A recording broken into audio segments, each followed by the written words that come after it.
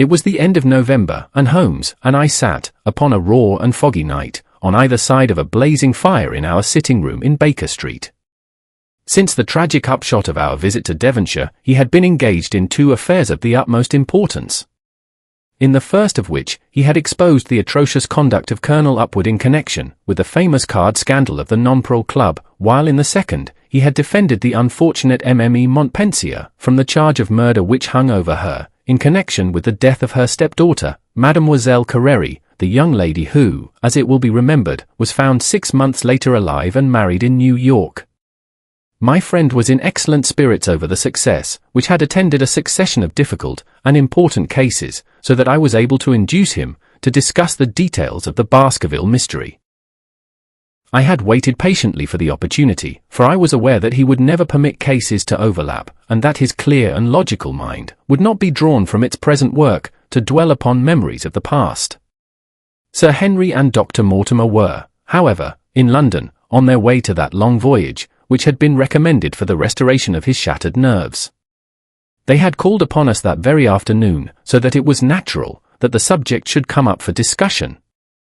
The whole course of events, said Holmes, from the point of view of the man who called himself Stapleton, was simple and direct. Although to us, who had no means in the beginning of knowing the motives of his actions, and could only learn part of the facts, it all appeared exceedingly complex. I have had the advantage of 2 conversations with Mrs. Stapleton, and the case has now been so entirely cleared up that I am not aware that there is anything which has remained a secret to us.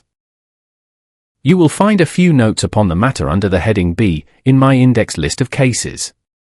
Perhaps you would kindly give me a sketch of the course of events from memory. Certainly, though I cannot guarantee that I carry all the facts in my mind.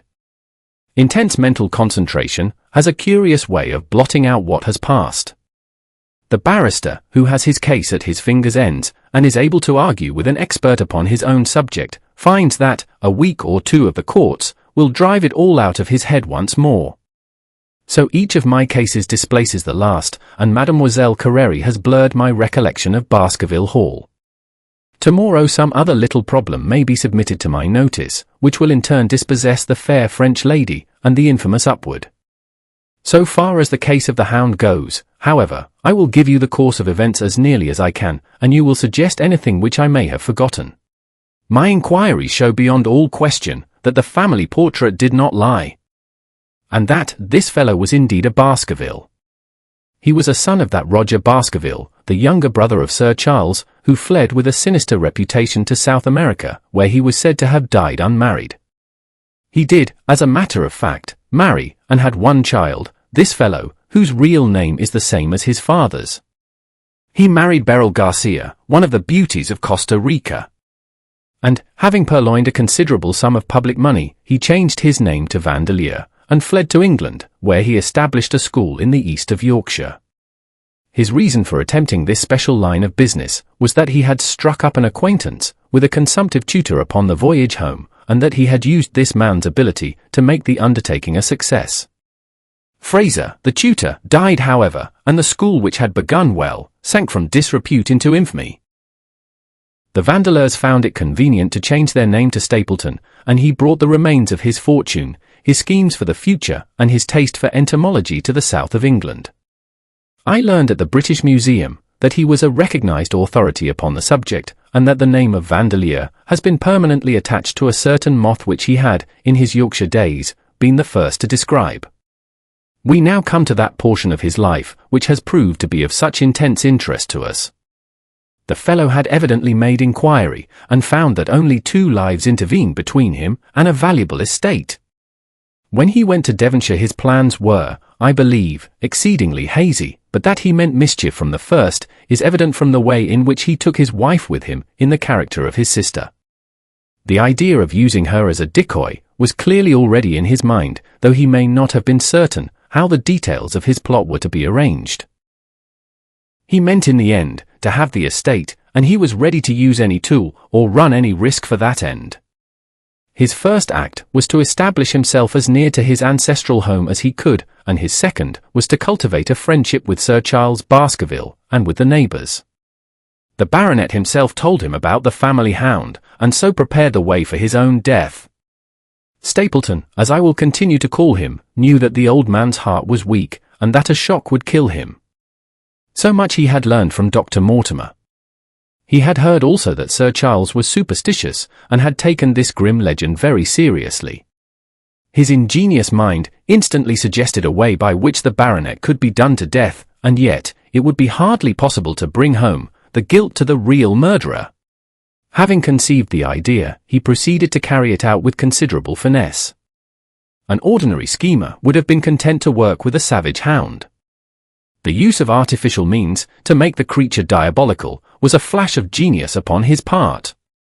The dog he bought in London from Ross and Mangles, the dealers in Fulham Road. It was the strongest and most savage in their possession. He brought it down by the North Devon line and walked a great distance over the moor, so as to get it home without exciting any remarks. He had already on his insect hunts learned to penetrate the Grimpen mire, and so had found a safe hiding place for the creature. Here he kennelled it, and waited his chance. But it was some time coming. The old gentleman could not be decoyed outside of his grounds at night. Several times Stapleton lurked about with his hound, but without avail. It was during these fruitless quests that he, or rather his ally, was seen by peasants, and that the legend of the demon dog received a new confirmation.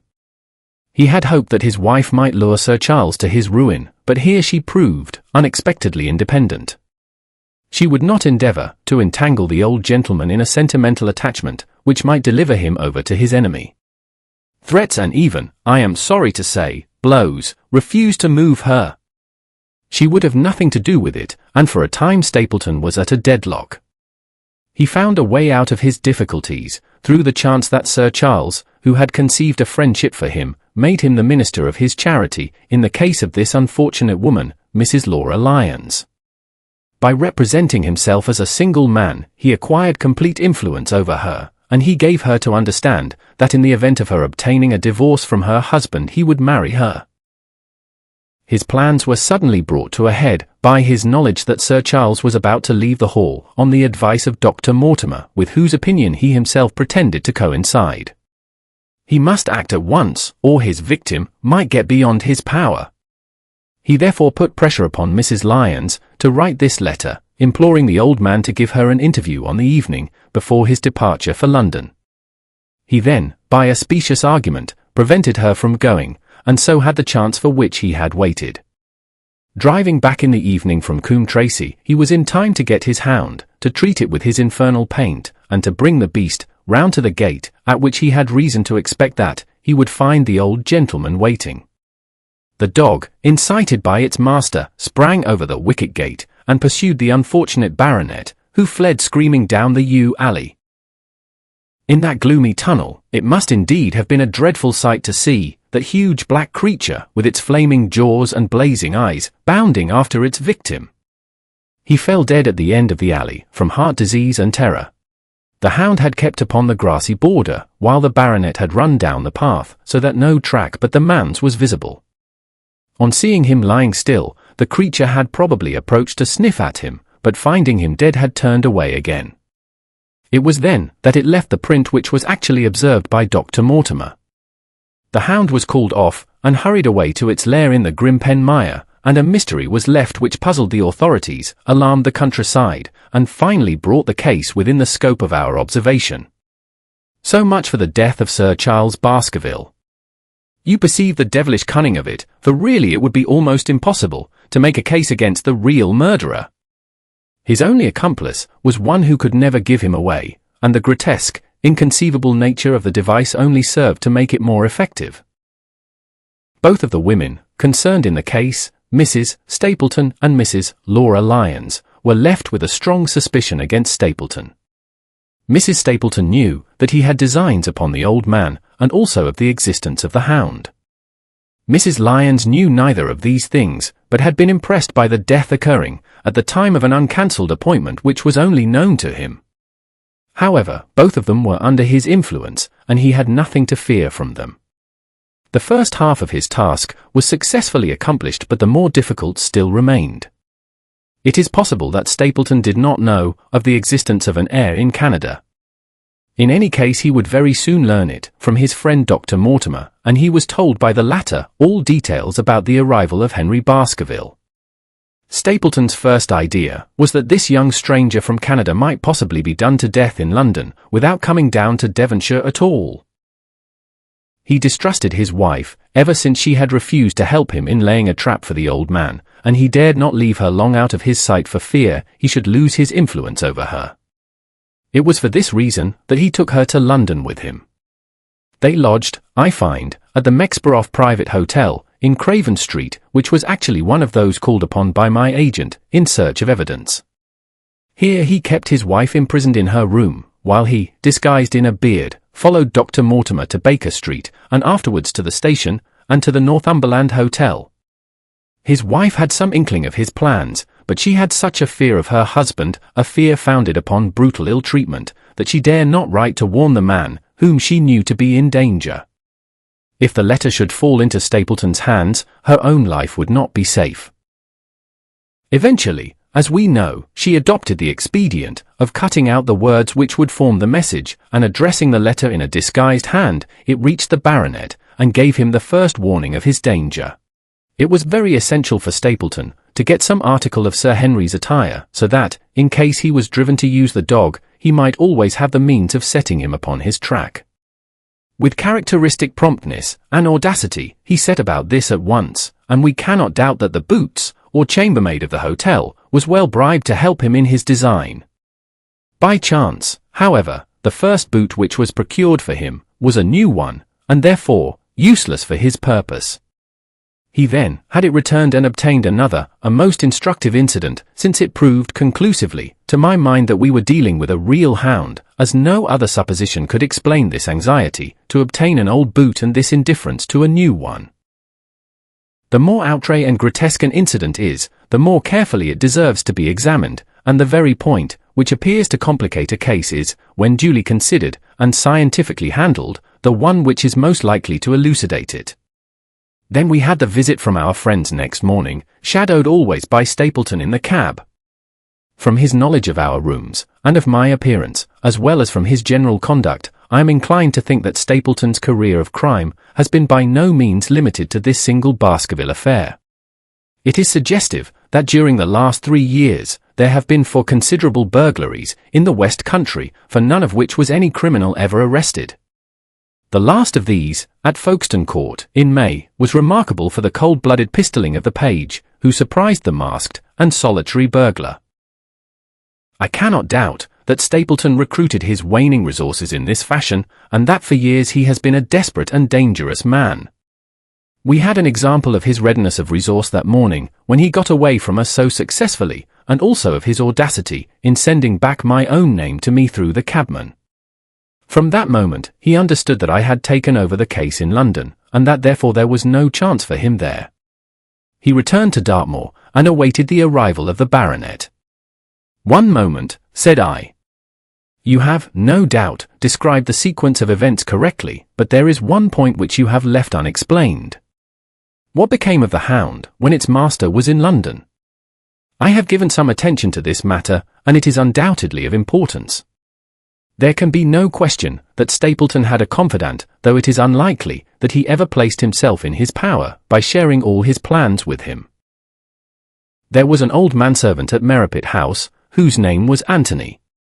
His connection with the Stapletons can be traced for several years, as far back as the schoolmastering days, so that he must have been aware that his master and mistress were really husband and wife. This man has disappeared, and has escaped from the country. It is suggestive that Anthony is not a common name in England, while Antonio is so in all Spanish or Spanish-American countries. The man, like Mrs. Stapleton herself, spoke good English, but with a curious lisping accent. I have myself seen this old man cross the Grimpen Mire by the path which Stapleton had marked out.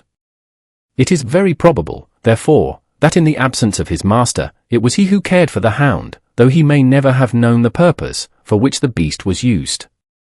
The Stapletons then went down to Devonshire, whither they were soon followed by Sir Henry anew. One word now as to how I stood myself at that time. It may possibly recur to your memory that when I examined the paper upon which the printed words were fastened, I made a close inspection for the watermark. In doing so, I held it within a few inches of my eyes and was conscious of a faint smell of the scent known as white jessamine. There are 75 perfumes, which it is very necessary that a criminal expert should be able to distinguish from each other, and cases have more than once within my own experience depended upon their prompt recognition. The scent suggested the presence of a lady, and already my thoughts began to turn towards the Stapletons. Thus I had made certain of the Hound, and had guessed at the criminal before ever we went to the West Country. It was my game to watch Stapleton. It was evident, however, that I could not do this if I were with you, since he would be keenly on his guard. I deceived everybody therefore, yourself included, and I came down secretly, when I was supposed to be in London. My hardships were not so great as you imagined, though such trifling details must never interfere with the investigation of a case. I stayed for the most part at Coombe Tracey, and only used the hut upon the moor when it was necessary to be near the scene of action. Cartwright had come down with me, and in his disguise, as a country boy he was of great assistance to me. I was dependent upon him for food and clean linen. When I was watching Stapleton, Cartwright was frequently watching you, so that I was able to keep my hand upon all the strings. I have already told you that your reports reached me rapidly, being forwarded instantly from Baker Street to Coombe Tracey. They were of great service to me, and especially that one incidentally truthful piece of biography of Stapleton's. I was able to establish the identity of the man and the woman, and knew at last exactly how I stood. The case had been considerably complicated through the incident of the escaped convict and the relations between him and the Barrymores. This also you cleared up in a very effective way, though I had already come to the same conclusions from my own observations. By the time that you discovered me upon the moor I had a complete knowledge of the whole business, but I had not a case which could go to a jury. Even Stapleton's attempt upon Sir Henry that night, which ended in the death of the unfortunate convict, did not help us much in proving murder against our man. There seemed to be no alternative but to catch him red-handed, and to do so, we had to use Sir Henry, alone and apparently unprotected, as a bait. We did so, and at the cost of a severe shock to our client, we succeeded in completing our case and driving Stapleton to his destruction. That Sir Henry should have been exposed to this is, I must confess, a reproach to my management of the case, but we had no means of foreseeing the terrible and paralyzing spectacle which the beast presented, nor could we predict the fog which enabled him to burst upon us at such short notice. We succeeded in our object, at a cost which both the specialist and Dr. Mortimer assure me will be a temporary one. A long journey may enable our friend to recover, not only from his shattered nerves, but also from his wounded feelings. His love for the lady was deep and sincere, and to him, the saddest part of all this black business was that he should have been deceived by her. It only remains to indicate the part which she had played throughout. There can be no doubt that Stapleton exercised an influence over her, which may have been love, or may have been fear, or very possibly both, since they are by no means incompatible emotions. It was, at least, absolutely effective. At his command, she consented to pass as his sister, though he found the limits of his power over her when he endeavored to make her the direct accessory to murder. She was ready to warn Sir Henry so far as she could without implicating her husband, and again she tried to do so. Stapleton himself seems to have been capable of jealousy, and when he saw the baronet paying court to the lady, even though it was part of his own plan, still he could not help interrupting with a passionate outburst, which revealed the fiery soul which his self-contained manner so cleverly concealed. By encouraging the intimacy, he made it certain that Sir Henry would frequently come to Merripit House, and that he would sooner or later get the opportunity which he desired. On the day of the crisis, however, his wife turned suddenly against him. She had learned something of the death of the convict, and she knew that the Hound was being kept in the outhouse on the evening that Sir Henry was coming to dinner. She taxed her husband with his intended crime, and a furious scene followed, in which he showed her for the first time that she had a rival in his love. Her fidelity turned in an instant to bitter hatred, and he saw that she would betray him. He tied her up therefore, that she might have no chance of warning Sir Henry, and he hoped, no doubt, that when the whole countryside put down the baronet's death to the curse of his family, as they certainly would do, he could win his wife back to accept an accomplished fact and to keep silent upon what she knew. In this I fancy that in any case he made a miscalculation, and that, if we had not been there, his doom would none the less have been sealed. A woman of Spanish blood does not condone such an injury so lightly. And now, my dear Watson, without referring to my notes, I cannot give you a more detailed account of this curious case. I do not know that anything essential has been left unexplained. He could not hope to frighten Sir Henry to death, as he had done the old uncle with his bogey hound. The beast was savage and half-starved. If its appearance did not frighten its victim to death, at least it would paralyze the resistance which might be offered. No doubt. There only remains one difficulty.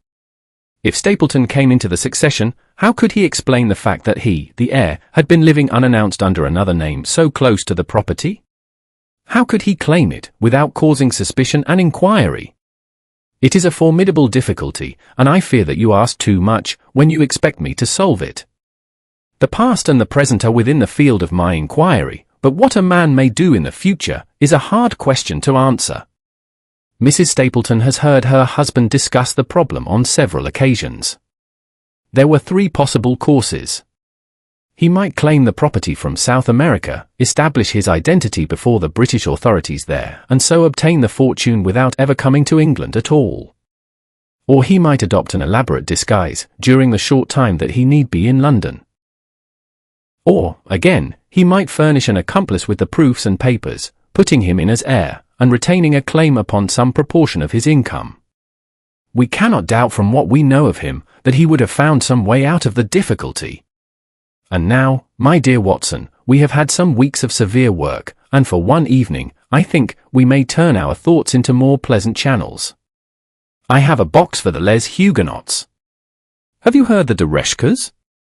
Might I trouble you then to be ready in half an hour, and we can stop at Marcini's for a little dinner on the way?